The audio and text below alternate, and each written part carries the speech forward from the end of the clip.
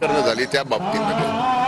पण एक भाग बघितला तर मी स्वतः अगोदरच याबाबतचं पत्र पोलीस मुख्यालयामध्ये दिलेलं आहे आणि या बाबतीत ज्यांनी कुणी हे प्रकरण केलंय, जे खरे हत्यारे आहेत, त्यांना कठोर ती कठोर कारवाई व्हावी आणि स्पीड ट्रॅक कोर्टामध्ये हे प्रकरण चालूलं पाहिजे।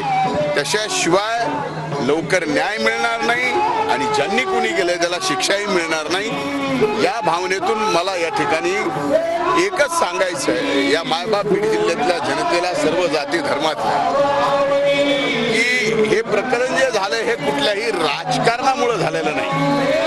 हे प्रकरण कामाच्या व्यवहारातून झालेलं प्रकरण आहे। त्यामुळं आता अशा प्रकरणामध्ये राजकारण आणून पुन्हा जात पात धर्म करून खऱ्या अर्थानं संतोष देशमुखवर जी हत्या झाली त्या बाबतीमध्ये आपण त्याला न्याय देतोय का आपण आपलं वेगळ्या पद्धतीचं राजकारण करून दुसऱ्याला दोष देऊन आपली राजकीय पोळी साधून घेतोय, हे सुद्धा बघायला पाहिजे। हे आपल्या बीड जिल्ह्याला परवडणार नाही। म्हणून माझी एकच भूमिका आहे आणि ती सुस्पष्ट आहे की काहीही झालं तरी जे संतोष देशमुखचे हत्यारे आहेत त्यांना कठोर ती कठोर शिक्षा झाली पाहिजे, फाशी झाली पाहिजे। एवढी स्पष्टपणाची भूमिका मी या ठिकाणी घेतलेली आणि हे प्रकरण स्पीड कोर्टामध्ये, जलद गती कोर्टामध्ये सुद्धा चालवून निकाल लवकर लागला पाहिजे।